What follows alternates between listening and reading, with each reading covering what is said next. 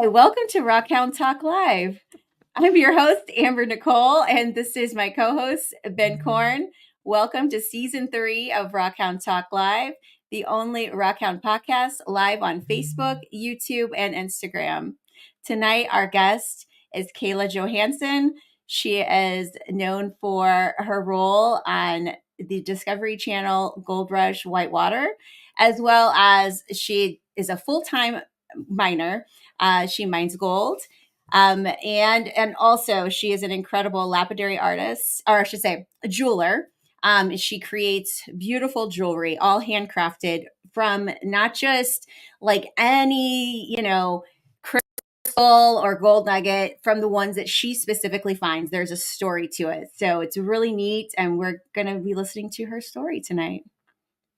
Yes. Now, Yeah. shall we bring her on? Since we Yes, had I was some gonna say technical issues. Now that we I'm have really everything going. excited. Yay! It looks like everyone's saying yay. They can see us. We're good. Hey guys. Hey, how are you? Thank Good. you for joining us and being there for our technical difficulties. I apologize for that. It happens. Well, thanks for having me. Yes. So tell us, okay. So most people know that you were, on your show for a few seasons, and that you are experienced gold miner. Why don't you tell us a little bit about your journey? What got you started into the hobby to now a profession for you, and how you got to the point where you got to be on an incredible show. Tell us about your experience and a little bit about where you see yourself going forward. So I started prospecting when I was a teenager. This is going on my 18th year of gold prospecting. So almost 2 decades of gold prospecting. I started out just panning, just a little shovel and pan and just exploring around. I was living in California at the time, so I used to go to the East Fork San Gabriel River, and go play around out there. And this was back before they had banned dredging in California. So I'd see all these guys out there with their dredges and stuff. And I had been exploring old ghost towns and mine shafts and tunnels and all kinds of stuff with my dad since I was 8 years old. So that spark was kind of already there as far as exploring old mining stuff. And so when I was 17, I decided I was going to pick up a pan and start panning.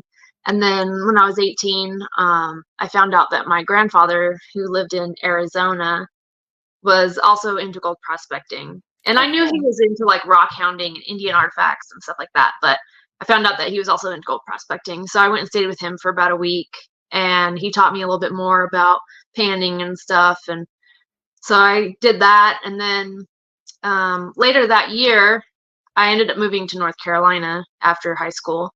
And I didn't know this when I was moving there, but after doing research and reading up on it a lot, I found out that North Carolina was the #1 gold producing state before the California gold rush. So a lot of the U.S. gold coins were minted from North Carolina gold pre, gold rush to California. Okay.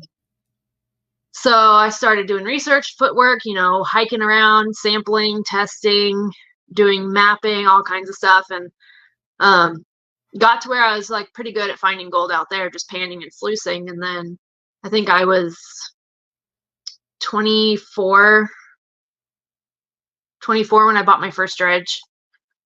And that instantly became an obsession. And so then I bought, I started out small. I think it was a 2.5 or a 3-inch dredge. And then I upgraded to a 4-inch dredge. And then I upgraded to a 6-inch dredge. And now I have 4 dredges. Wow. So I lived in North Carolina for 13 years, doing prospecting out there, but it wasn't a job then, or that's not how I made my living then. It was just more an obsession. Right. And it wasn't until I moved to Alaska that I actually switched to full-time.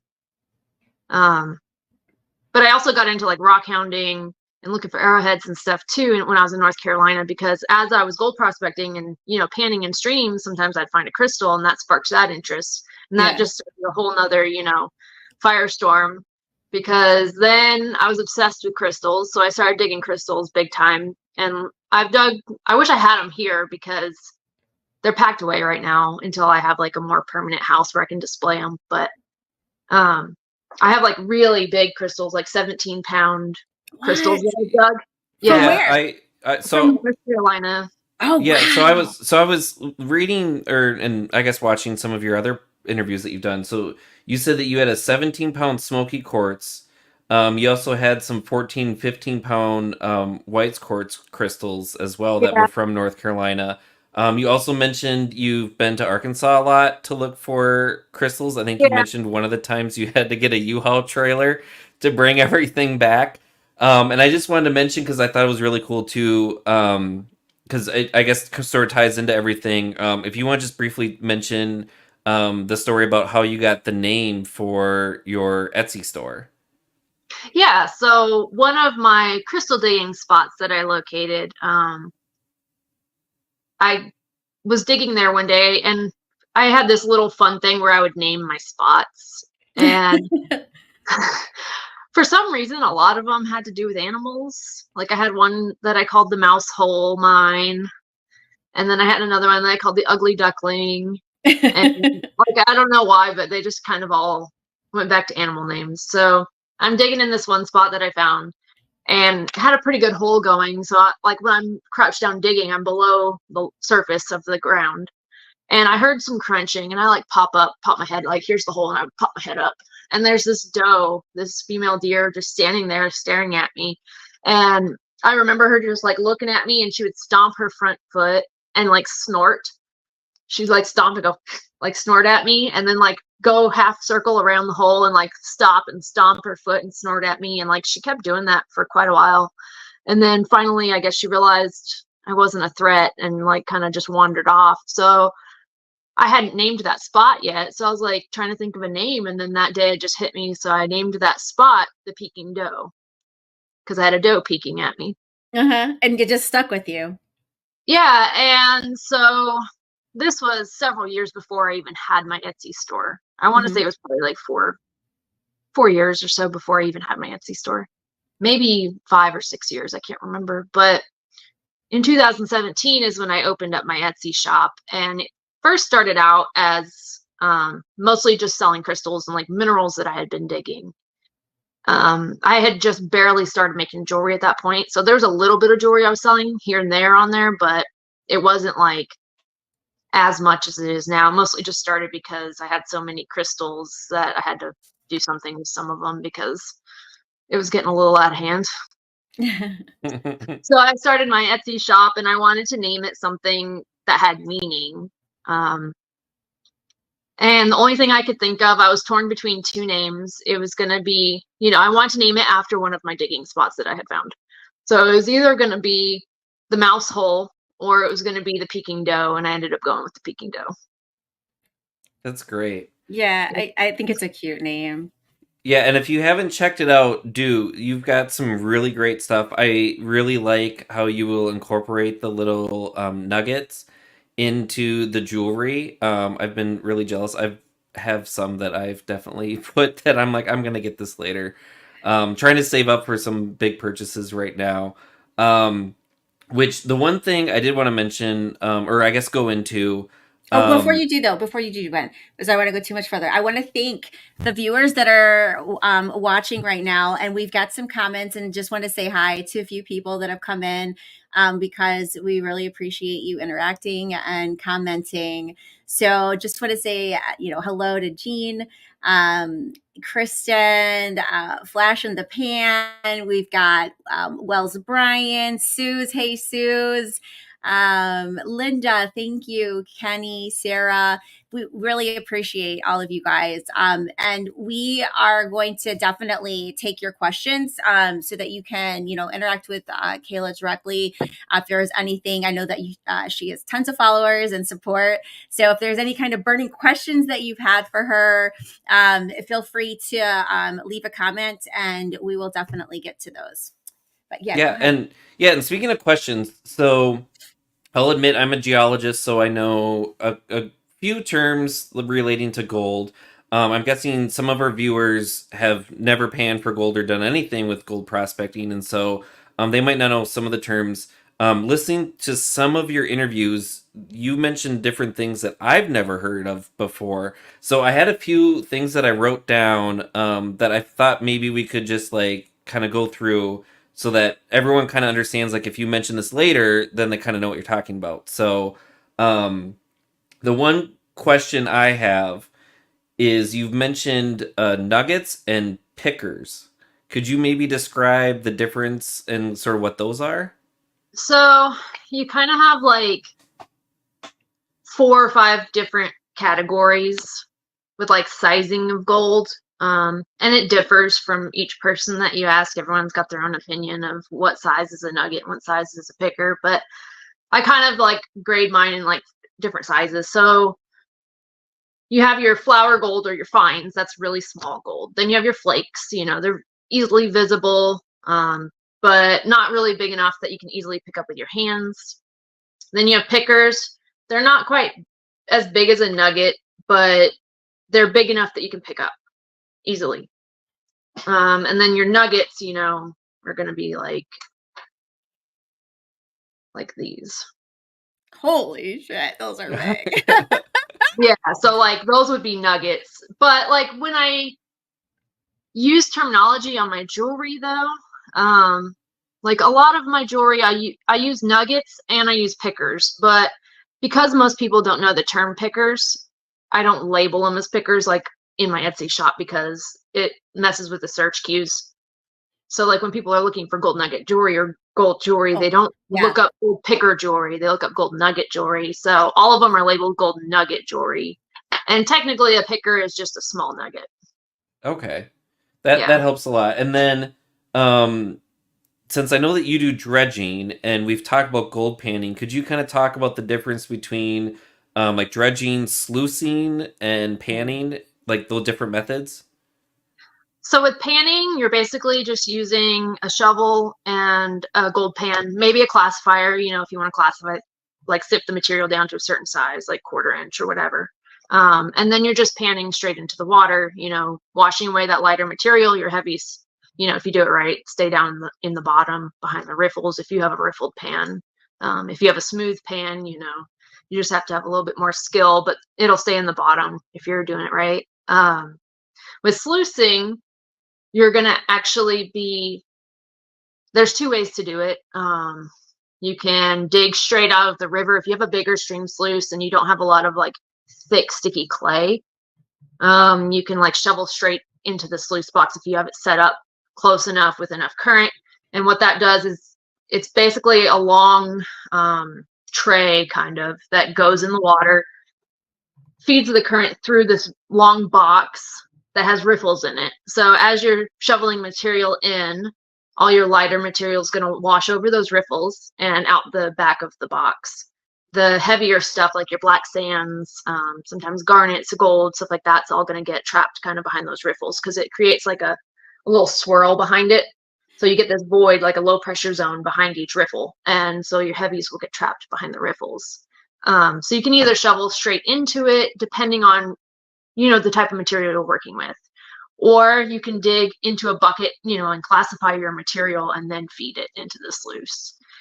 But it really just depends on what size sluice box you have. Like if you have a high volume sluice box, you can shovel straight into it if you don't have a lot of clay. But if you're running a smaller sluice box, you would have to classify and then like hand feed it. And then dredging is basically a sluice box on floats with motors and pumps, and it's like a underwater vacuum pretty much. You have a hose, go underwater with the hose, suck stuff up, brings it up to the sluice box. But the box itself works the same as a normal stream sluice. Okay. And the one term that I've heard a lot of people use when they're talking about like some of the gold prospecting stuff you've done that I've never heard before is sniping. What is sniping? I get that question a lot. So sniping has nothing to do with dredging. Basically what you're doing is going in a river with a wetsuit or a dry suit. I use a dry suit because I'm in Alaska and the water is really cold. And you go with a snorkel and like a snuffer bottle, a bottle you can suck stuff up with. And usually I just take like a rock hammer and a screwdriver And basically what I'm doing is snorkeling and fanning lighter material away in areas that have shallow bedrock. Fanning lighter material away, and then the heavies, as long as you're not fanning too hard, the heavies will kind of remain in the cracks and stuff, and you can suck it up. But you're just going around snorkeling and sucking up gold. That's cool. Yeah. Which method do you prefer? If I'm going for high volume, obviously dredging is going to make more money, if you're in a good spot, because you can move more material. Especially like I run a 6-inch dredge, so that's a high volume. In the winter though, like sometimes if I only have a day or two to go out, I might just go sniping. And sniping is really good for like sampling and exploring new areas as well, because you can kind of get a layout of the terrain underwater since you can see everything. And you can kind of high grade spots. And if you find a spot that you found decent gold sniping, then once you get a dredge in there, it's going to be even better because you're moving a lot more material. So I kind of use it as a sampling method, but also sometimes I just have to get out of the house and go do something different. So yeah. Right. And so when you set up your dredge, is that something that you set up for like weeks, days, months? Like how long are you usually set up at a spot? it depends. There's a lot of factors to that. It depends on the weather. It also depends on what area I'm in. Like I have some rivers that I can only work like early spring and late fall, or maybe some winter stuff if we get mild windows. And then there's some rivers that I can work the entire season from, April until October or November. It just depends. So some areas I've left my dredge in the water and never pulled it out all the way from the beginning of May until the beginning of November. Dang. Wow. Yeah. So sometimes my dredge lives in the water for like 5 or 6 months straight. And you said that when we were talking that you have all these different areas that, if weather's not ideal or conditions aren't ideal, that you can kind of just go to another spot to, do what you need to do. So, I mean, it sounds like you kind of do a little bit of everything, right? Yeah. So like some of the areas that I have in the main time that people think about dredging, which is like June through September, usually in Alaska. But some of the rivers that I have access to, the water's so high and murky that it's almost impossible to work during that time period because you have high water from melt off. You also have glacial runoff, so it causes the water to be really murky. So there's some rivers like that I'll only work like really early spring when everything's still kind of frozen. So there's still snow on the ground, the water's still really low, and it's really clear because you don't have that melt off from the snow melting, and you also don't have that runoff from the glaciers melting either. So there's some creeks that I'll only work from like end of March or whenever, we get a decent weather window started, end of March or early April into like the beginning of May. And then sometimes I don't go back to those spots until October, November when it gets cold again. Yeah. And so when you're dredging, I heard someone ask in an interview somewhere that they asked like what was the longest time that the longest dredge that you've done, and I think you said it was like over 7 hours. Is that dive was 7 hours and 15 minutes. So is that like a continuous, like you were under the water dredging for 7 hours and 15 minutes? Wow. So is that, I'm guessing that's like a fairly long time? Or like what would be like a typical time that you spend like dredging? I usually try to do I measure my time by gas tanks. So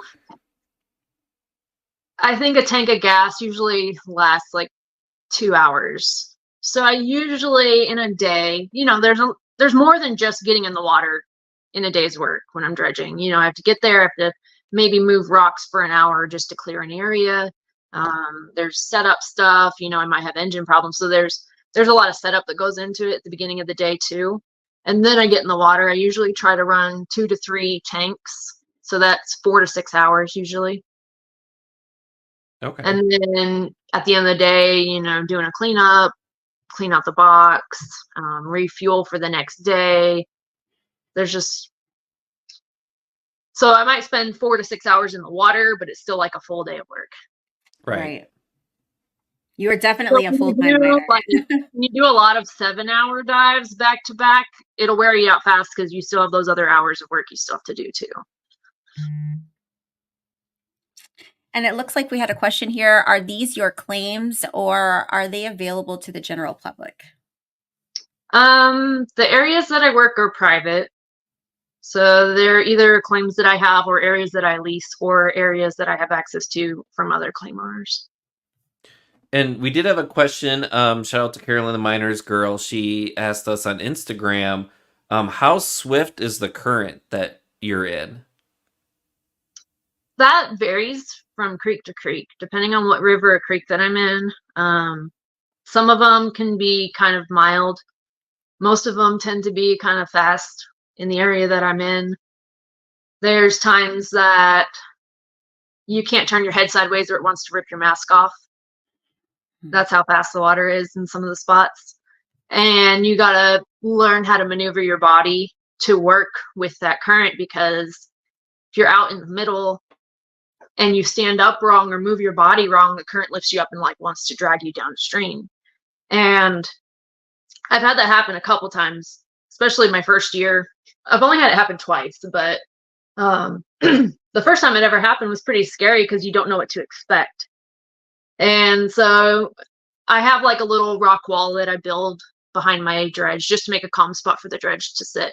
But you can't like dam off the entire river due to regulations, but you can build like a little barricade just to make a calm spot for your dredge to sit.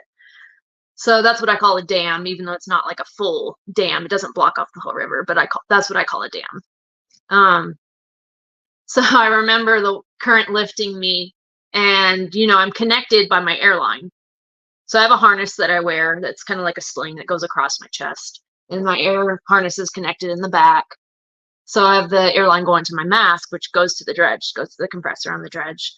So you can only get pulled so far as your airline, which is usually, I think mine are about 30 feet, 25 to 30 feet. So what happens when you get lifted up is, you go back, but it swings you back behind the dredge because you can only go as far as your airline.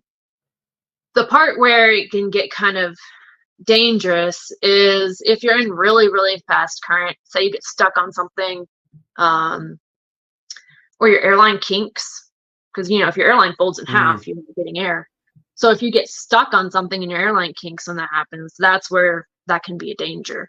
If there's nothing for you to get stuck on and you just get pushed behind the dredge, you just went for a fun water slide.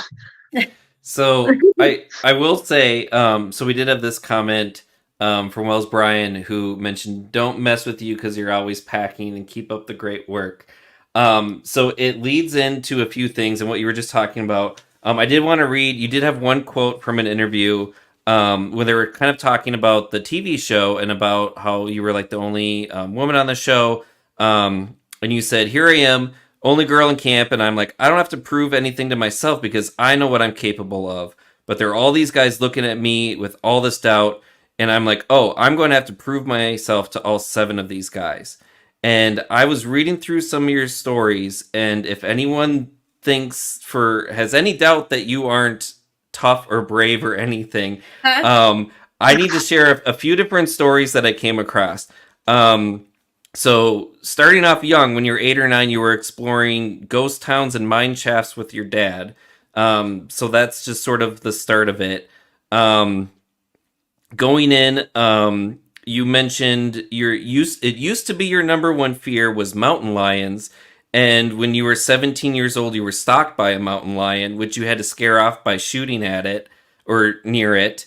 You mentioned also while you were in California, you had an encounter with a bear that was huffing and puffing at you on a log, trying to get you away. That ended up being a mama bear with cubs. Yeah, cubs. Yeah, you also said a story about how there was a rattlesnake near a camp on a trail that you were with someone else, and they wanted you to shoot it, and you said, no, we can't use the bullets because of the mountain lions nearby. So you pinned it down and cut off its head and then ate it for breakfast the next day. That's so badass. And I did. I've I'm sid breakfast there's burritos with rattlesnake. yeah, so rattlesnake breakfast burritos, I do. and He then thought he was you crazy, but he even liked them. yeah, and then I've seen too. You've been skydiving, and then the other story that you've mentioned a couple times, which I'll let you tell, was another story with some fast current where you were crossing a river Oh God. in the winter, which you've said is like your scariest moment, which I think just needs to be said because it sounds like it didn't keep you out of the water. Yeah, so let's hear a little bit about her story with a gold rush, and then we could kind of go into some of those stories. That would be good. Yeah, so I'll backtrack a little bit to the doubt thing and proving myself. When I first showed up, I'm a pretty small person. I'm maybe like 115, 116 pounds. I don't know. I don't weigh myself, but I'm pretty small. Um, so then I show up to camp and I'm like, I'm not doubting what I can do because I had already been dredging full time. So I was like, I run a 6-inch dredge by myself. I can do this, no problem. But then I got there and just saw the look on everyone's face when I got introduced to everyone, and they were just like, "Oh God, we're gonna have to rescue this girl." Oh, They're like, the current's just gonna wash her away, which was actually really hilarious because my first dive, like, I had no issues at all. It was easy for me, but that's because I was used to fast water. Like most people are not used to dredging in fast water, but I was already used to fast water, so it wasn't really an issue for me. And then some of the other guys on their first dive, they got pushed back. They flopped back on their back like a turtle and they were stuck and it turned into a mess. And I just remember like, I would never laugh in anyone's face, but I remember mentally just being like, haha, that's what you get for doubting me.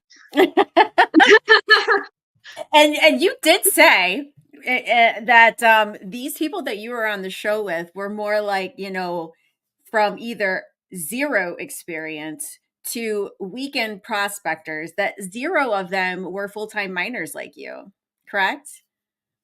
So there's some people that were on the show, prior to being on the show, they had zero experience with gold prospecting. They weren't gold miners. And then there's some people on there that, they were into gold prospecting.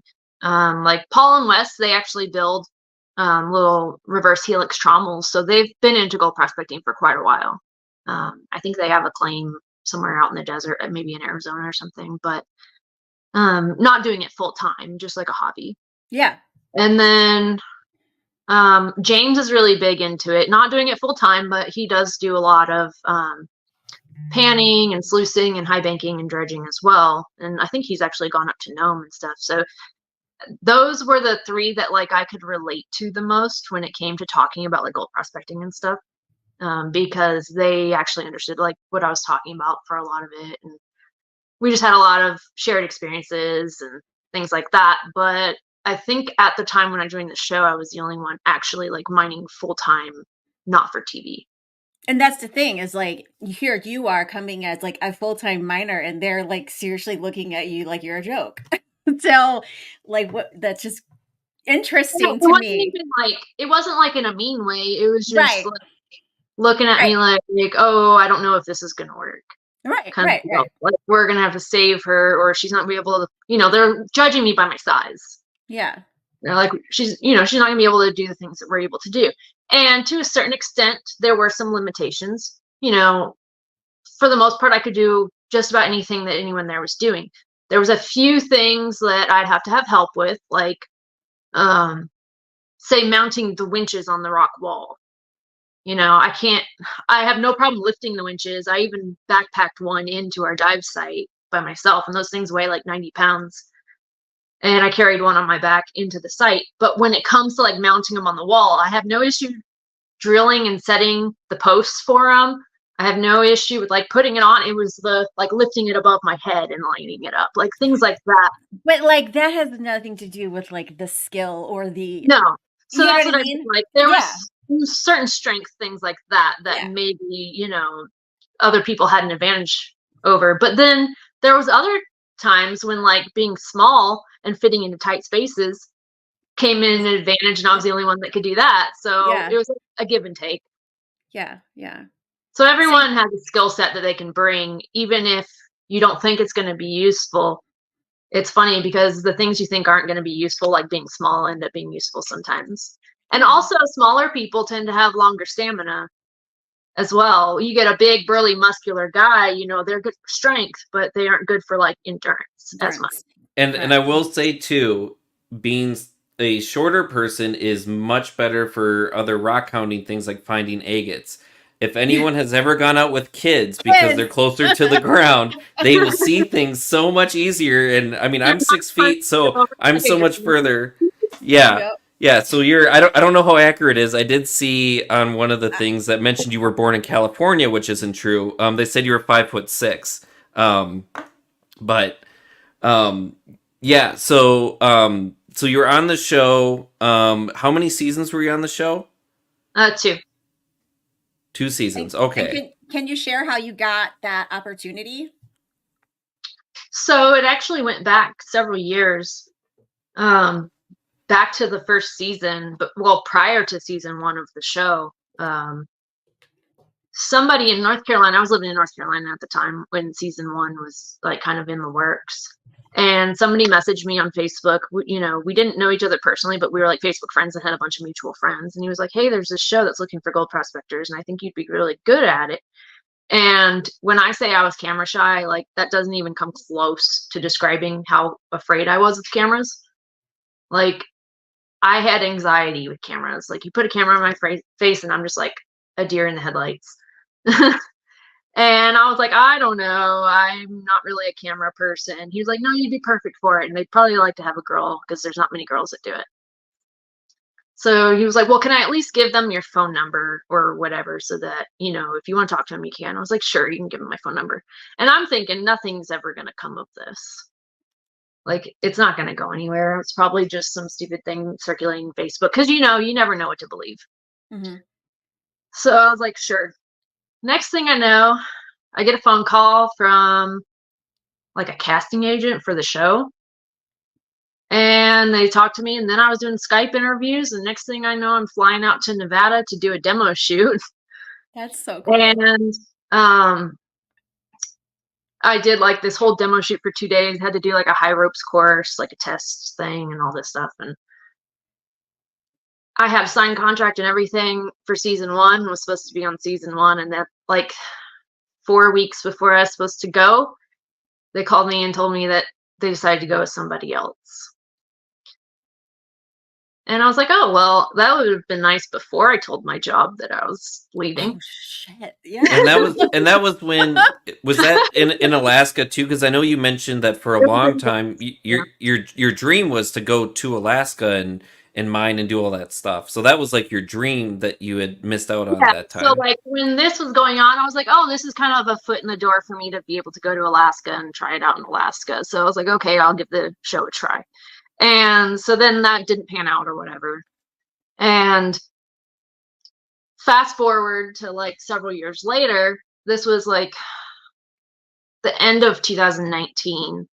I was sitting there having a conversation with one of my friends who was also into dredging, and he was like, if you could do anything, what would you want to do?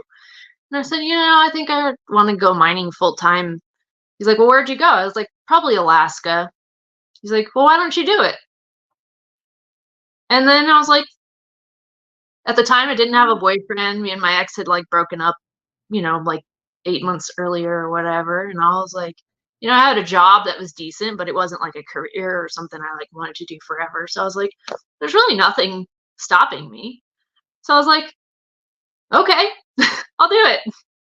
And so we started doing some research, and he helped me with a lot of research and stuff, and found a claim that I was able to lease. Did a bunch of research, and 4 months later, I left.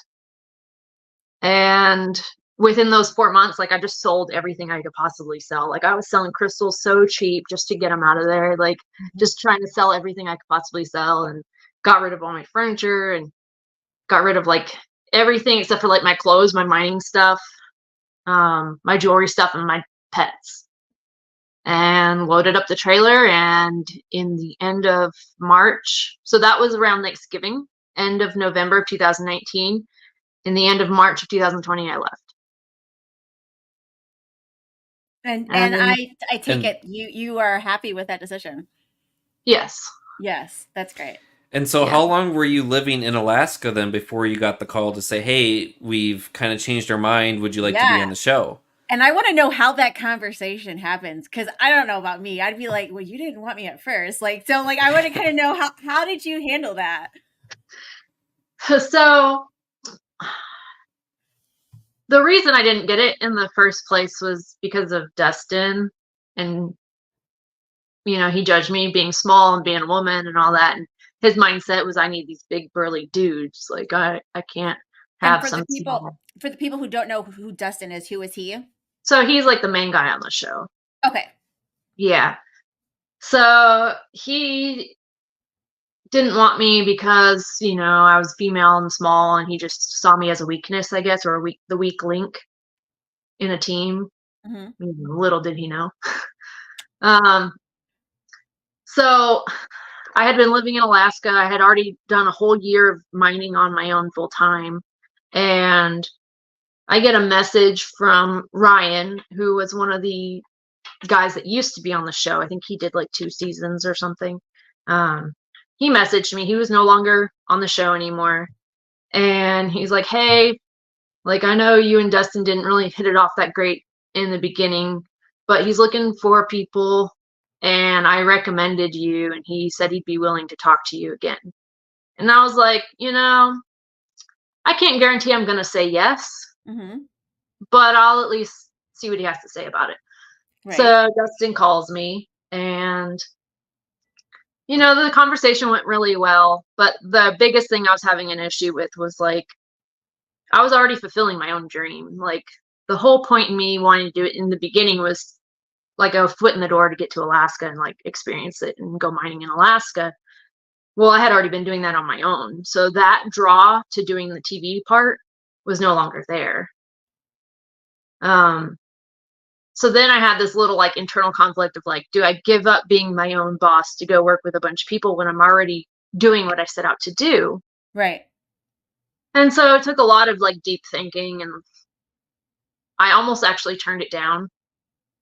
I could understand that, and just following you and just your energy, I could totally see. Yeah, like I could totally understand that. Yeah, so I was like, well, my dream and my goal was to be able to mine full time and to get to Alaska and, have my own operation going, and I already have that. So it's like there wasn't as much of a draw to do the TV side. Because I was never like, I have to be famous or I want to be on TV. Like, that was never really a thought that crossed my mind.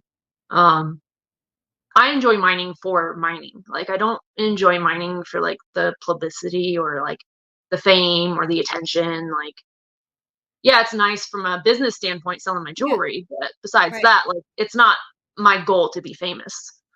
Yeah, and you've got some of the pieces of gold from that you collected while on the show in jewelry and things on your Etsy shop too. There's a few pieces left that have some from the show, but most of it now is transitioned to personal gold that I've mined myself.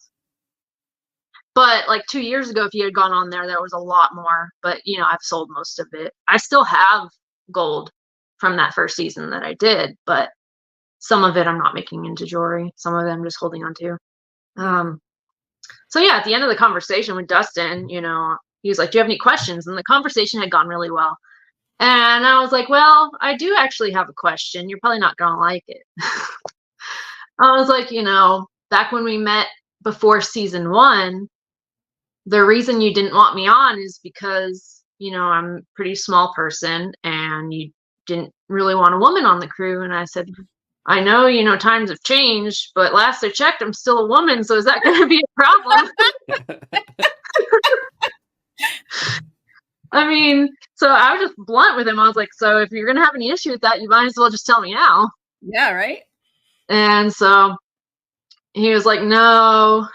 Back then, I just figured, I needed the biggest, burliest men for like strength and all that. And as I've been doing this, I kind of realized like it takes more than just one type of person because you have different people with different skill sets and stuff like that. So, the conversation went well, but I still hadn't given him an answer. I told him I'd have to think about it. Yeah. And And I then, think that's fair. Yeah. and I thought about it for a few weeks. Like, it wasn't like an immediate yes or no thing. It was like, I was really thinking about it. I was losing sleep over it. Like, do I really give up what I already have going to go do this? And I remember I was typing up a message to send him, and I was declining the offer. I remember I was typing up a message to decline the offer, and my boyfriend called me in the middle of me typing it before I'd sent it. And he said, "What are you doing?" I said, "Oh, I'm just telling him thank you for the opportunity, but I think I'm gonna pass on the offer." And my boyfriend was the one that was like, "I really think you should reconsider that." He's like, "Because if you don't like it, you don't have to go back, but at least do 1 year Yeah. and see how it goes." He's like, "Because I feel like you'll regret it Yeah. if you at least don't try it." And I was like, "You know what?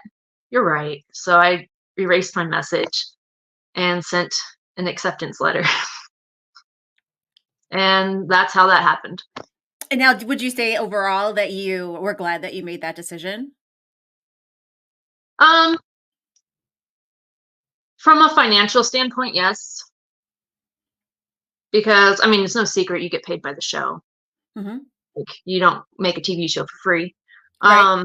But, and for like publicity for my jewelry business, it Like was exposure. really, yeah, the exposure was really good. But I think it affected me with my happiness because it took away from my true goals, which was building my jewelry business. Like, it took away and helped. It was a weird, like, conflict. Yeah. And like, it just took away from a lot of things that I wanted to accomplish in my own personal mining as well. And I think that was a big thing. And then some of the people, I got along great with most of the guys. Some of the people were very difficult to work with. And it's not like you're just going to a 9-to-5 job where you punch in, punch out, and then you're back to your normal life. You're living there for 5 months straight in a tent with like, you have your own tent, but you're in a camp with all these people. So if you don't get along, that's a long 5 months. Yeah. Luckily, most of the guys are really awesome, and I did get along with most of them really well. But I don't know. There's, TV mining isn't exactly the same as real mining because you have to do things differently for the camera. And then having to do things the way somebody else wants because, I was running a crew, but I wasn't like running the operation. Right. Yeah. We somebody else wants to do it, and they weren't always, like, in my opinion, the best ways to do things. So, and that's frustrating when you know there's a better way, and you're saying, that was a little hard. And we heard very similar things from Ellie Ringo, who was our season 2, episode 1 guest. She was on the Greenland Gold one. Yeah. She had very similar things where some of the same issues as being a woman, and then also her being an economic geologist, and then some people just kind of doing gold things for fun, didn't quite know sort of some of the things, and sort of the some of the same issues of really having to show people like, hey, I know what I'm doing and you should listen to me because, whatever you think just because I'm a woman or I don't look like I should, what you think a miner should look like or whatever, that stuff doesn't matter. So, like, I see a lot of, like, some of the very same similarities, and I think, like, both of them, like, it's shown, like, you definitely have a following, and all the comments that I've seen come through are, Kayla was great on the show, and you've had so much great exposure to really show people that you knew all along that you were badass and could handle yourself and do all the things that whenever someone looks at you, they might think, oh, she's this little, thing that, what does she know? And then, you've known it all along. Yeah, it's funny because when I first moved to where I live here, I live in a really tiny town. It's like 200 people. So it's really, really, like, everybody knows who everybody is here. And when I first moved here, for the longest time, nobody really knew who I was because I kept to myself and I was just mining. So unless I went to the little store or went to the post office or something, people just didn't see me because I was mining the whole time. And I remember, funny story, the lady that works at the post office, she didn't tell me this until later, but she was like, man, when you first showed up here, she was like, there's no way this girl's going to make it through the first year. Like, just when she first met me, because I'm small, she's like, there's a little Southern girl, and there's just, like, she tried to mama bear me and, like, watch over me, you know? But she's like, this girl's never going to make it. You know, she didn't tell anyone that, but she was thinking that in her head. Like, this girl's never going to make it. And then the next year, after she got to know me and, like, saw the things I was doing and all this stuff, she was like, she told me, she was like, I have to admit this to you. She's like, when you first got here, I was like, this girl's never going to make it. She'll be here maybe a year and then she'll be out of here. And she was like, I eat my words. Like, you're the exact opposite of what I thought by just looking at you. So a lot of people are quick to judge just by somebody's looks or, you know, if they're small framed or, you know, whatever. Yeah. Like, you can't judge a book by its cover because the inside doesn't always match the outside. That's right. Yeah, and so I mentioned some of the different experiences you've lived through, and just different things you've done. I do want to go back then to the one experience you had crossing the river in the winter, that you had that you said was like your scariest moment, and then sort of like after that. So if you want to touch on that now. Yeah, so that was pretty terrifying, actually. It was really traumatic. I was out sniping with my boyfriend, and it was like one of the first times that we had gone out. Like, we had gone a couple times, but this particular trip, we were doing an entire canyon length. So we were doing like a 2-mile or mile and a half stretch of river that day. So it was like a big excursion that day.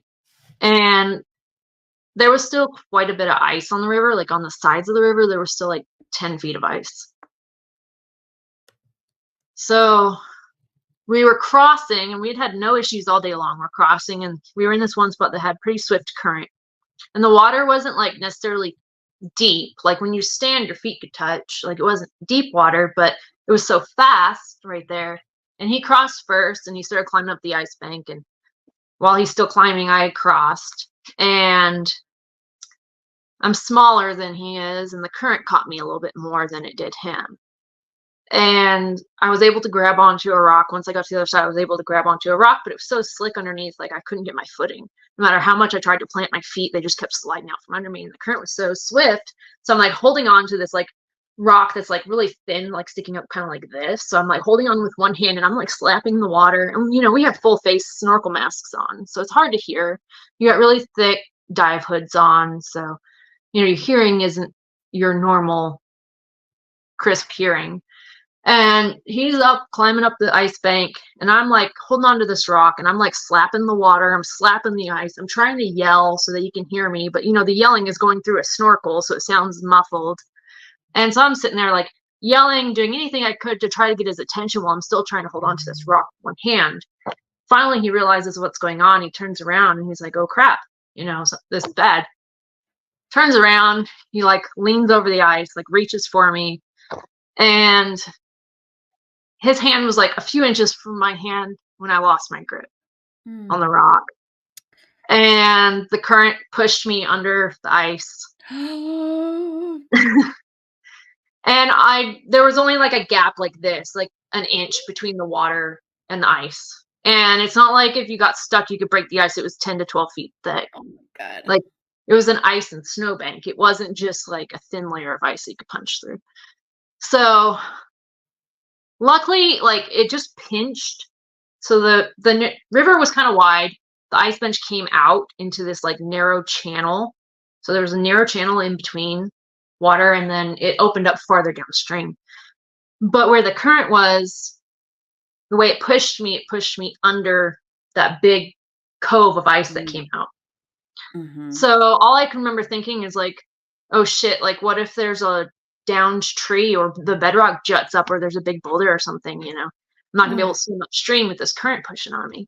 So I'm like thinking to myself, like, I'm gonna get stuck under here. And it feels like, when you're in a situation like that, it feels like a lifetime. Yeah. You know, because everything's in slow motion. I'm sure I was only under there for like 30 seconds or something. I don't know. Yeah. I honestly have no idea how long I was under there. But it was long enough for me to swallow a ton of water. And then finally, I popped out the other side, and he comes running because he was just, as soon as he realized what happened, he realized he couldn't get me. So he's running down the ice to try to meet me at the other side, hoping that I pop out. And I finally pop out, and he comes and grabs me and like pulls me out of the water. And then we just like sit up on the snowbank for like 30 minutes. And like, I just remember like my legs would not stop shaking. And it wasn't because I was cold, it was just the adrenaline and like shock. Yeah. And I'm just sitting there like, oh crap, I just like got pushed under the ice. It's a lot to process. Yeah. Yeah. So then we just sat there and we had a beer because I was like, had to calm down because Yeah. all I wanted to do at that point was leave. Like I just wanted to get out of there, but we were in a canyon and there's limited access to get in and out. So we still had to traverse the river for like a couple hours.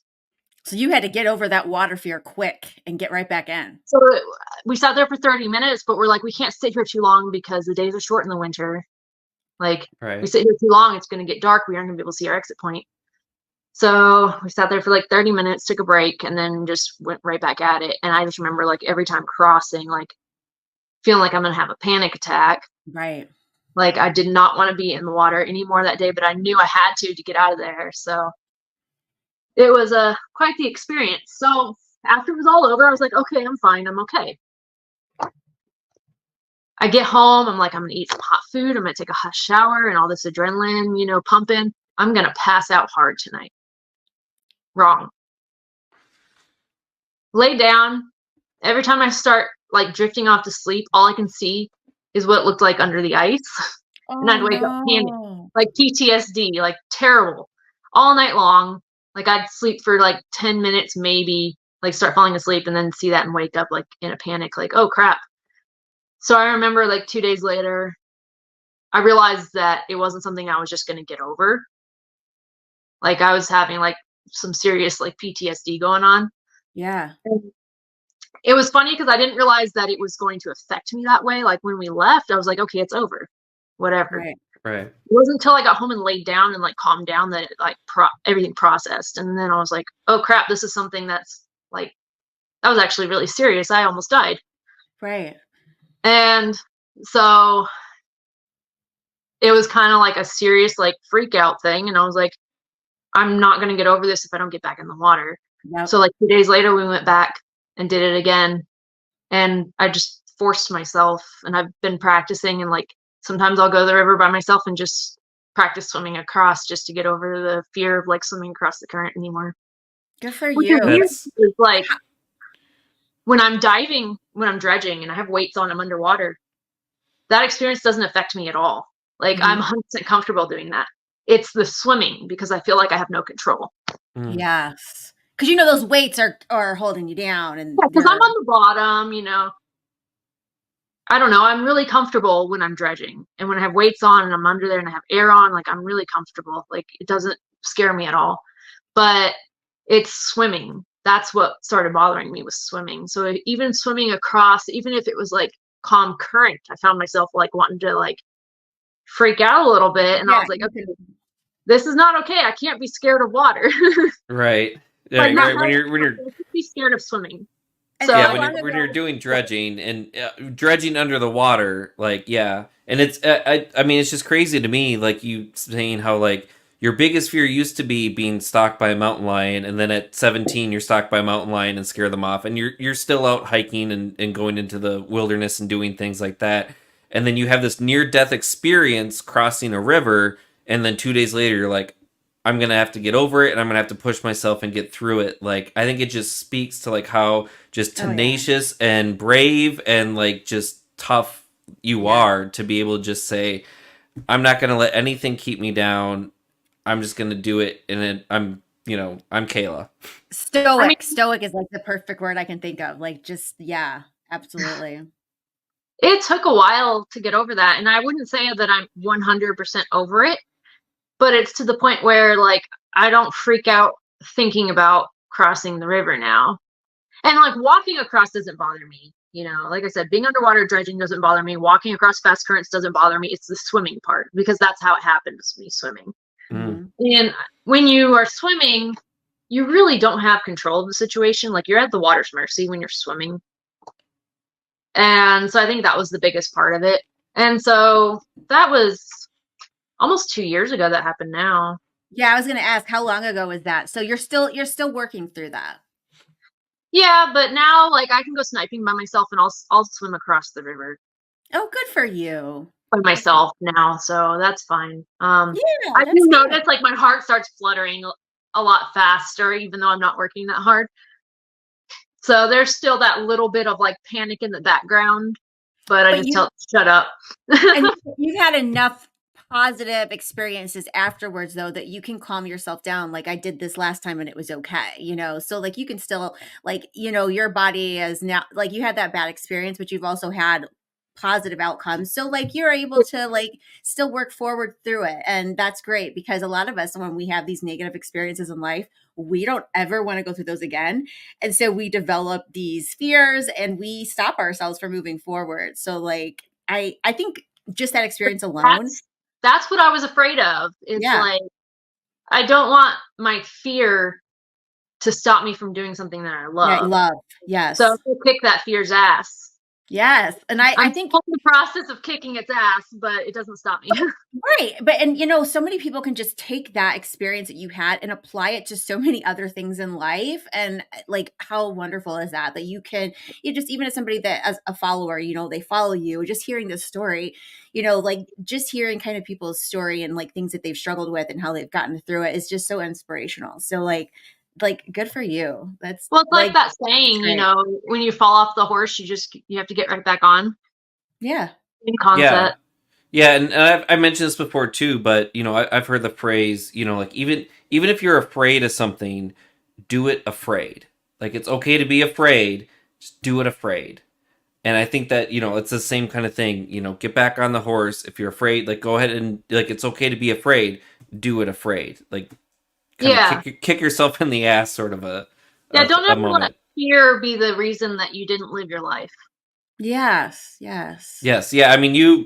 I mean, one of the things that would scare me would be moving 5,800 miles across a continent to go to a state that, you probably don't have connections to, or, whatever, and you've set up a good life in North Carolina, and then, you decide, I'm going to try and do my dream. I'm sure it wasn't an easy choice, especially because I think you said that was 2020, so that was like during COVID. Yeah. Oh, I shut the Canadian border down like a week before I left. I wasn't supposed to actually leave until a month later than I actually left. So I wasn't supposed to leave till towards the end of April, and I ended up leaving at like the end of March because COVID had just hit. They shut down the border, and I didn't even know if I was going to make it through the border. So I remember showing up to the Canadian border, had all my paperwork for like my lease and proving where I was going, my passport, everything that I needed, all the certificates for my animals, shots, and all that. And then they almost didn't let me through because the border was closed to all non-essential travel.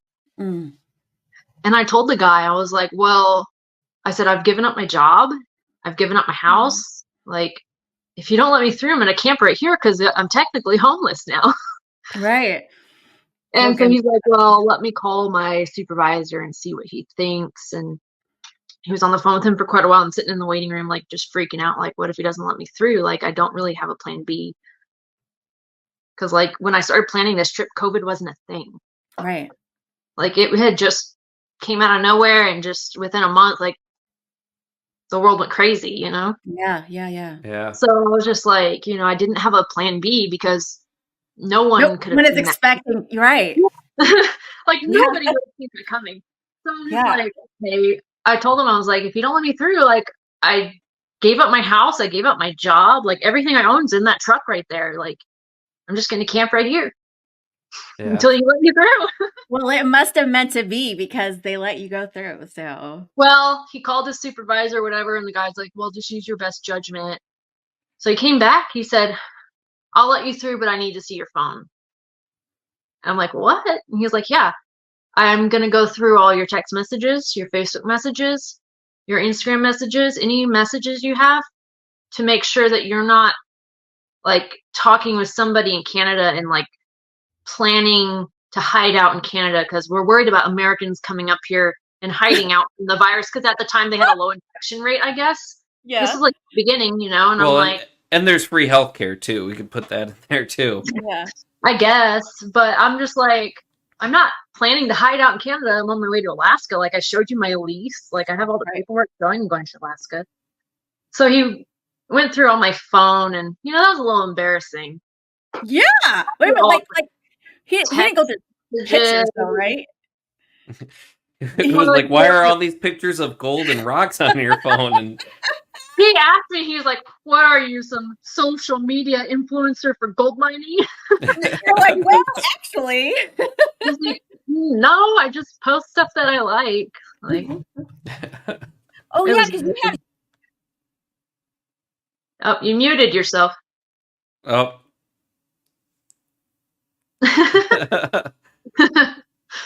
we had this problem as we were starting. I think she's back now. I don't know. But yeah, so that was weird going through Canada. And like I felt like I was like some criminal, like evading the law or something. Cause like the whole way through, I remember them telling me you can't stop at the grocery store. You can't go in a restaurant and eat. Like you have to go through a drive-through. And I don't know like how many people watching have like actually driven that drive from like all through Canada to Alaska, but there's not many drive-throughs.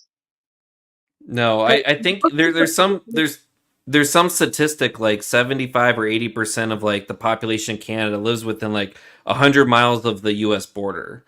So I know if once you get probably past the border, there's nothing, I'm guessing. I mean, there's a few like bigger towns that I hit, like what was it? I hit Grand Prairie. Trying to think. I think Canton was the first town that I was in. I stopped in Jasper, like places that had like normal gas stations, but a lot of the places along the way are like these little mom and pop like lodges that just have a seasonal lodge. So like in the summer they get a lot of business, but in the winter they don't. But it's just like a little tiny gas station. And they wanted me to like pay at the pump at everything so that I wouldn't have, you know, people contact or whatever. But a lot of those little mom and pop gas stations have like the really old gas pumps from like the 80s that don't take cards outside, so you have to go inside and pay. But I remember, can't remember what town I was in, but I remember I desperately needed like cat litter because I had 2 cats in the truck with me. And the trip was taking longer than I expected, so I was like, I'm going to need cat litter or my truck's going to be stinking. So I'm like, I have to get cat litter. Like, I can go without, but I have to have cat litter. So I remember I pulled into this grocery store, and I knew I wasn't supposed to go in there, but I was like, I have to have cat litter. And I remember they had this huge piece of cardboard in the door, and it was like in big bold letters, if you do not live here or if you've been out of this town in the last 10 days, do not come in. Oh, geez. And so I'm like, great. Feeling like I have to hide, you know, so I have this bandana on my face, like up to here. It felt like they thought I was gonna like rob the place or something. So I have this bandana on, I have my beanie like down here, so like only my eyes are showing like this, you know. And I'm like looking down and like not looking at anyone. I'm like, I just need my cat litter. I just need my cat litter. But I just remember thinking like, this is crazy. Like I feel like I'm criminal, right? Buying cat litter. Yeah. Well, you made it through, and gosh, it just keeps, you know, your stories and everything, you know, like it just keeps showing how, you know, pushing through, and you know, whatever paths are coming your way, you still seem to get back to the path where you want to be, which is full-time mining in Alaska, which is what you're doing now, and working on your jewelry, which was from the beginning, that's what you wanted to do. And that's where you are right now. So would you say right now, you know, where you are in your profession, and just in general in your life, like, do you feel like you're where you want to be, where you meant to be? You know, do you have any kind of thoughts about where you want to go moving forward, or just staying kind of where you are? I'm pretty happy doing what I'm doing right now. I do have some Good. goals that I'd like to meet within the next few years. Like I'd like to buy, I have mining claims, I have my jewelry business going, things like that. But I'd like to buy some property and actually have like a house so that I'm not like in temporary housing situations, Yeah. and be able to set up like an actual workshop, because right now I Yeah. do mostly just wire wrapping, Mhm. mainly because out of all the jewelry techniques, it takes the least amount of like tools, and like you don't need the torches, you don't need pickling pots, you don't need, you don't need all the fancy stuff to do wire wrapping. You just need pliers, your hands, wire, and imagination. Yeah. So that's why I do wire wrapping. It's just because it's more mobile. So even when I was working on the show, I would take jewelry stuff with me to camp, and at night I'd be sitting around the fire working on jewelry. So I just like it because it's more mobile. Like I can have a little duffel bag with some supplies in it, and I could take my business anywhere. But eventually I'd like to expand more. I do have a few things to start soldering, but I haven't really jumped into that yet. But I'd like to start doing like my own castings, my own molds, uh, inlay rings, stuff like that. So you really get really into the lapidary aspect of it, like, Yeah, and so I used to cut stones. I was actually learning how to cut cabochons and stuff, and I have some stones that I cut, but the equipment wasn't mine. And so when I moved, I no longer had access to equipment. So that's why I don't cut stones at the moment. Um, but eventually, once I have a workshop, I'm going to get, a cabbing machine, yeah, tile saws, all that stuff. Right. yeah, That's my next goal. Just to move forward with my jewelry a little bit more, to expand the types of jewelry that I can do, because I have a lot of people that would be like, hey, can you make this kind of ring for me? And I'm like, no, I can't, because I only do wire wrapping, and that's not a wire wrap style. right, right, So right. Yeah. it would be nice to be able to expand a little bit more, and just be able to explore more, because if I'm doing the same thing all the time, I get bored really easy. Yeah, I can Yeah. understand that. Living in 8 states, I would think that you must have some kind of a drive to keep going. So I just, like, if I'm doing the same thing, like there's certain staple pieces, like I make these tree of life pendants that have a gold nugget in the tree trunk, and that's like my signature piece that I make, and that's my bestseller. So yes, I make I love it. a lot of those. But if that was all I made the rest of my life, I would hate making jewelry. Yeah, no, I Yeah. get that. So I guess like, that's why like I'm always like striving to like experiment, learn new patterns, learn new weave techniques, learn, all different stuff, so that I can like experiment with different designs, and I'll draw new patterns, and I like to just play around with new stuff. Sometimes they come out really good and I'm like, whoa, I can't believe I made that. And then sometimes I'm like, oh, I can't believe I made that. And that goes in the scrap pile. We've got I some think just keeping it like interesting by doing all different stuff. And I can see myself eventually, if I only do wire wrapping forever, I could see myself feeling a little bored. yeah. We've got a few questions. Actually, quite a bit. So I figured we'll start going through those. So Justin Ming, he asked, do you guys keep journals on digs? I love the stories. Peking Joe is pretty special. Thanks for sharing, Kayla. So you wanted to know if you keep journals on your explorations. That's something that I've thought about, but I've never actually like picked up a pen and done it.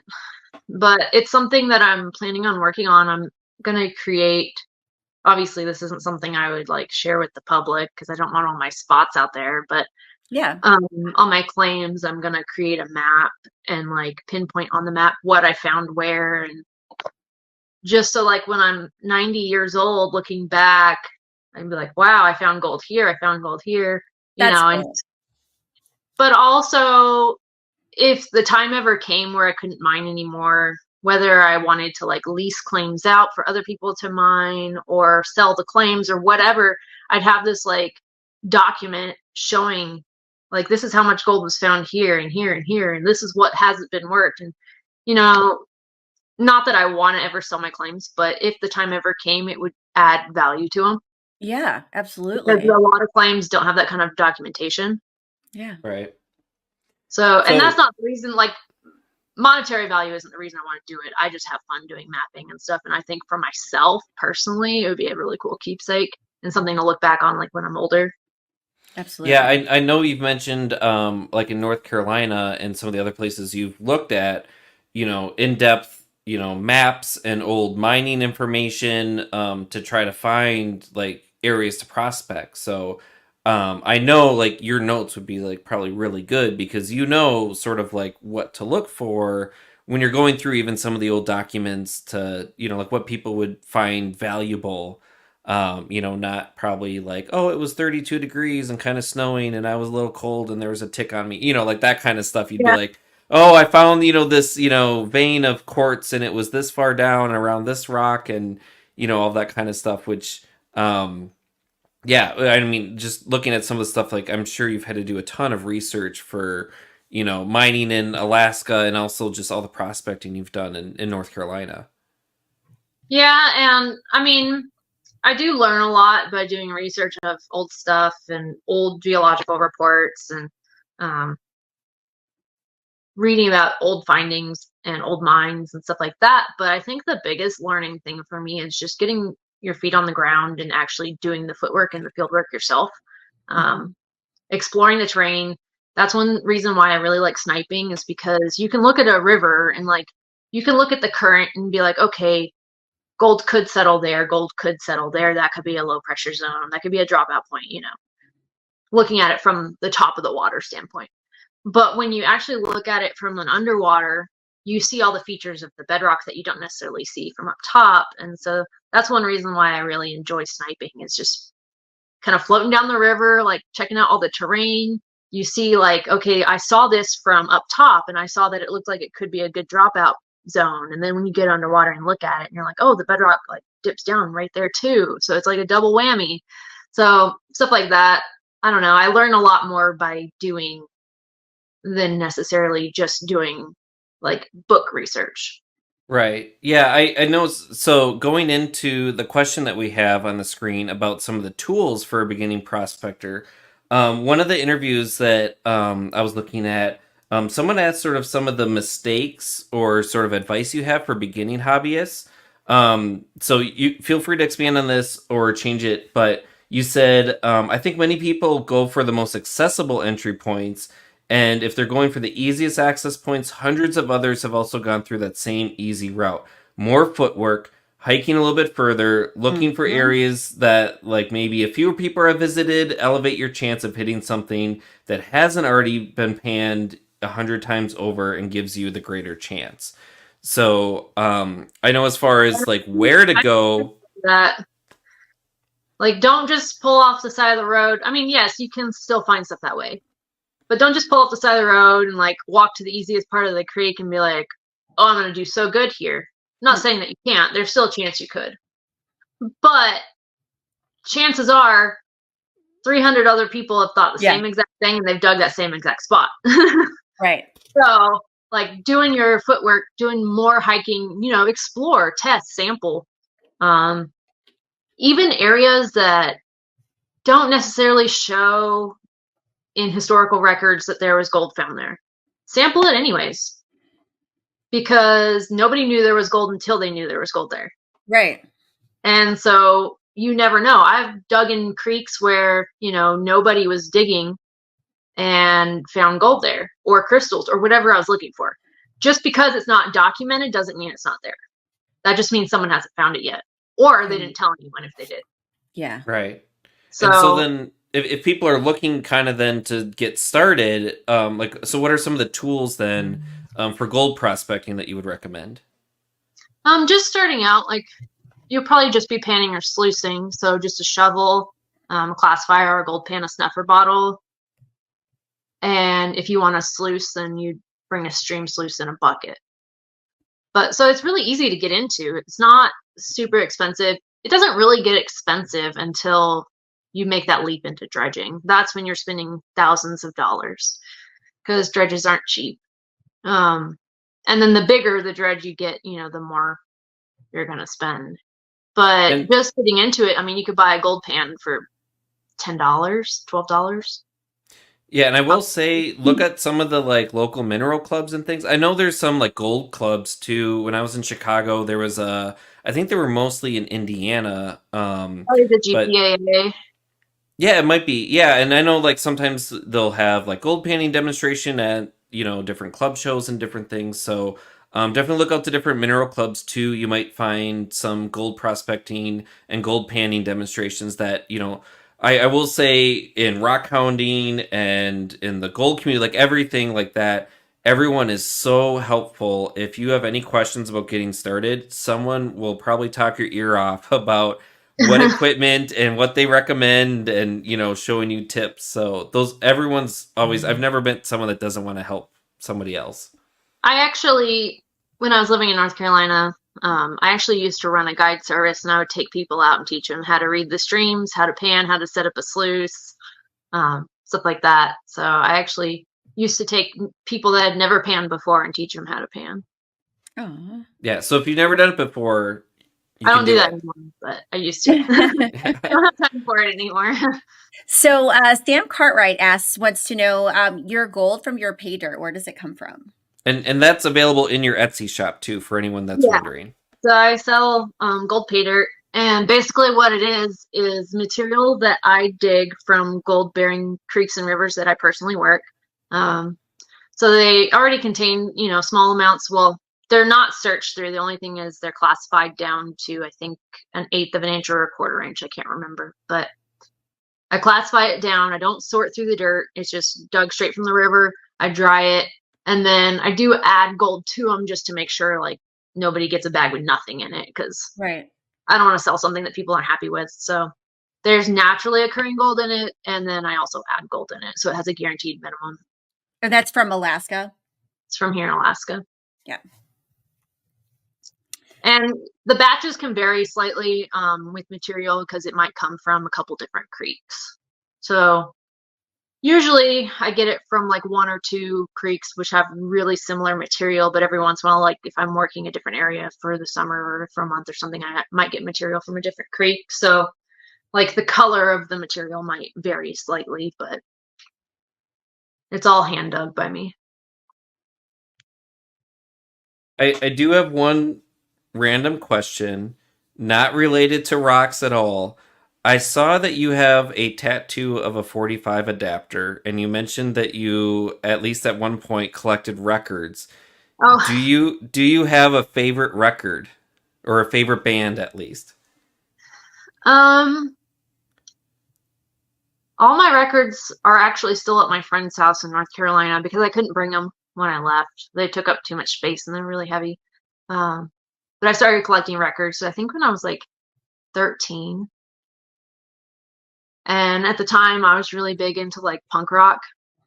So I was really big into collecting like original press first edition, like punk rock records from the 70s and 80s. And so I have a really big collection of a lot of punk rock band records and albums. And then I have like classic rock and stuff like that. I don't know that I have like one record that's like my favorite record. I guess my most expensive record. I don't know how much it's worth now, but when I was 18, it was a $200 record. So it's What probably was worth a that? pretty penny now. It's an old punk rock band called Eddie and the Subtitles. They're from Southern California. And I think there was only like, I can't remember how many were released. It was either 1,000 or 5,000. But I have one of the original presses of Eddie and the Subtile Skeletons in the closet, and Oh that's like wow. my most expensive record that I ever got. But I wouldn't say that that's like my favorite record. It's just one that stands out because of the rarity, I guess. Right, right. Well, I'm assuming if you've done the drive from North Carolina to Alaska, you're probably really good at road trip playlists. So I have to check it out. I have a lot of random music that I like. Like some of my favorite songs. One of my favorite songs in the whole world. It's been like my favorite song since I was like 17 or 18. Is Camarillo Brillo by Frank Zappa and the Mothers of Invention. Oh my gosh. That's an oldie. Yeah, and I have that record. Actually, Nice. I got that record, and that's how I discovered that song. And that's been like one of my favorite songs, like since I was 18. Aw. So Yeah. we had a couple questions about the ink. So that people want to know what your sleeve. You want to share with us a little bit about your Oh, my tattoo? tattoo. Yeah. It's really faded. It used to be a lot more vibrant, but I've been in the sun a lot, and I don't always protect my tattoos like I should. But basically, I don't know if you can see it, but it's a bridge, a river coming Oh down. yeah, it's like a canyon. Yeah, it's a canyon. You got yucca plants. You got a bridge. So this is the bridge to nowhere. This is the East Fork San Gabriel River. This is where I first started mining.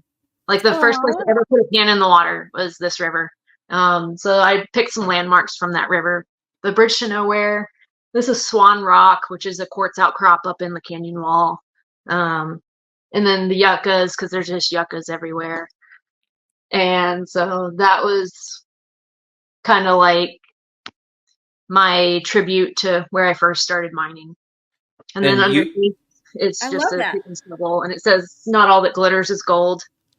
I love that. I love That's it. great. So, but you've got more ink because I went through some of your like Facebook photos. So you had, I think it was like a pickaxe and like a shovel and like LN on like a calf. Is that It's on my shin, like just okay? below my knee. It's a skull, but instead of a skull and crossbones, it's a skull with a pickaxe and a shovel. Do you mind if I show it? No, I don't care. Um, and then it says LN, which stands for Little Nugget. I got that tattoo. So one of my friends back in California, his name was Todd. I would dig with him at the East Fork San Gabriel River, and I started digging with him when I was like 22. And me and him, we hiked all our stuff like 7 miles back, and we were digging way back up in the Narrows in the East Fork San Gabriel River. And that's actually where I found my first ever nugget. It wasn't the first gold I ever found, but it was like the first actual nugget. Actually, it's this one on my neck. So found that first nugget, and he nicknamed me Little Nugget, especially the next summer, because the next summer I went and dug with him again, and every time we dug together, we found nuggets. And I was the only girl out there and like the smallest person out there. So he nicknamed me Little Nugget because he was like, "You're the smallest person on the mountain, and we always find nuggets." So he nicknamed me Little Nugget. Aw. Then he passed away. I got this tattoo, and I got LN on it because he nicknamed me Little Nugget. I do Aw. have one other. Do you mind if I show the one that's on your side? No, I don't care. Okay, because I saw this and I was like, okay, that's kind of badass. So, what is there a story with this one? Um, it was just something that I collaborated with my tattoo artist to draw for me. I wanted a skeleton like kneeling down, panning,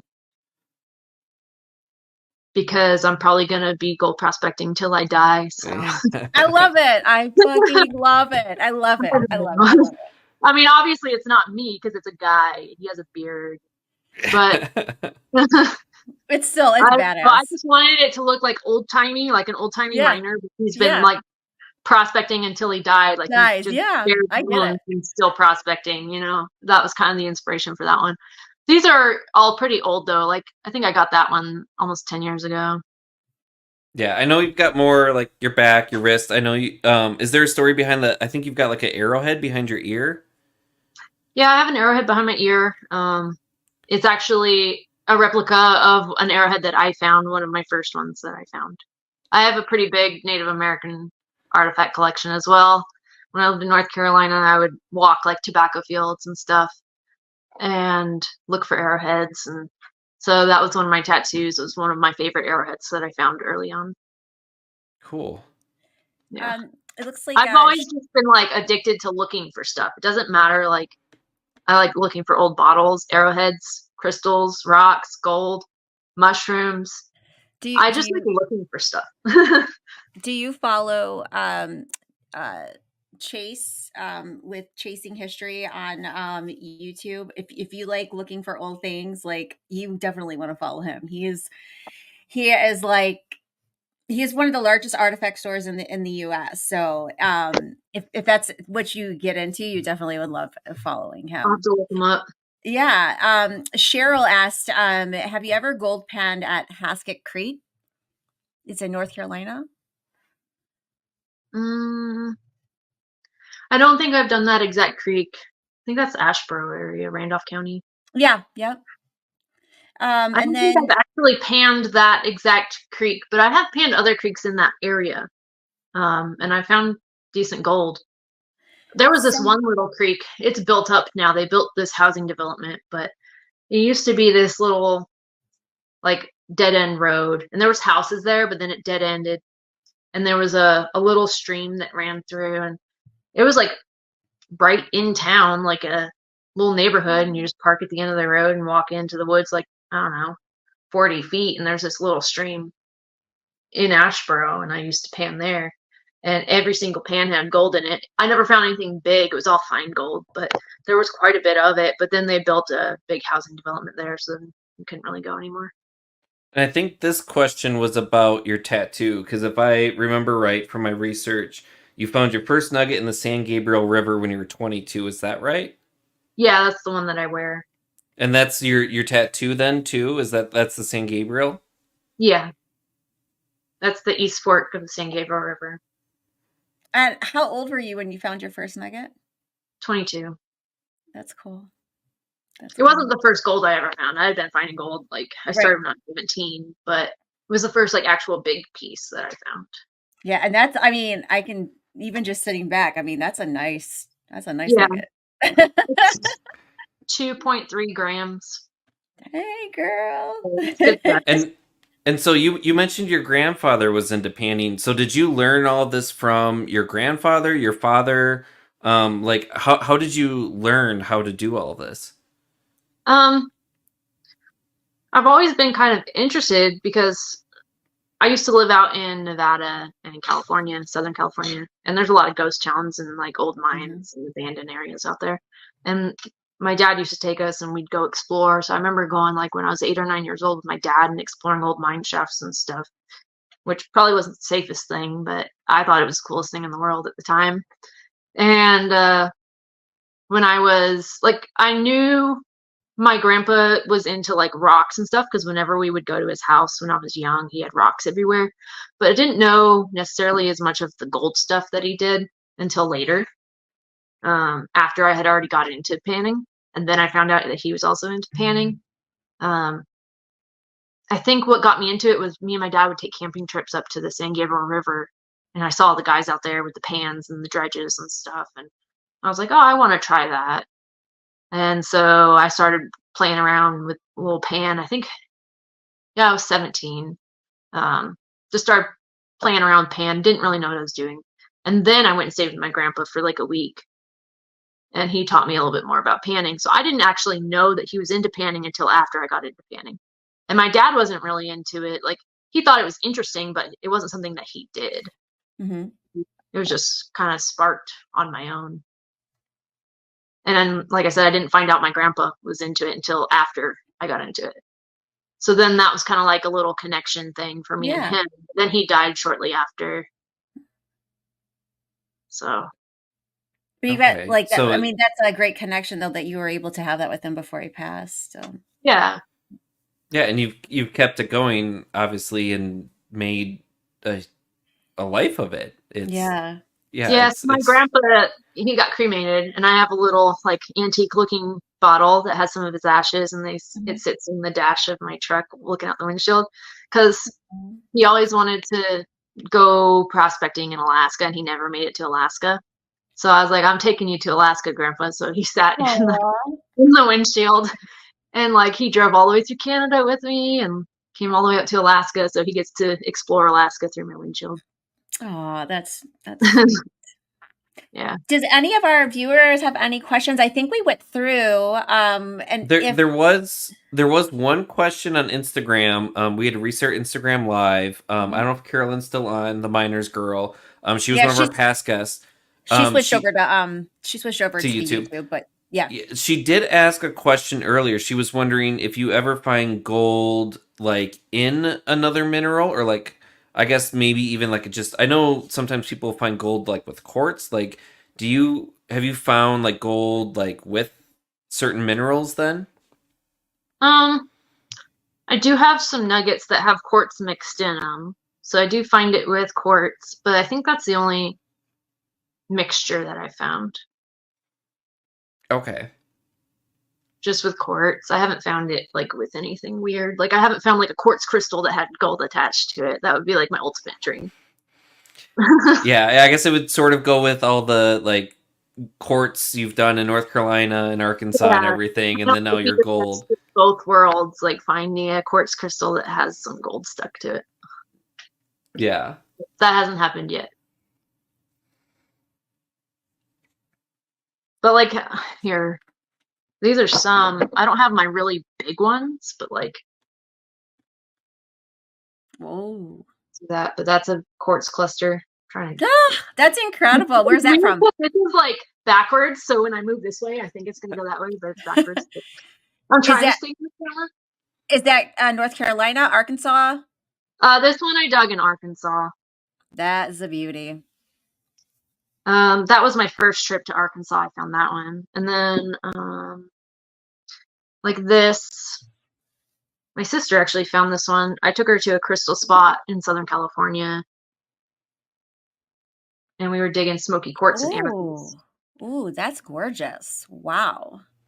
And so I have a big rock hounding trip coming up in a couple weeks in the beginning of February.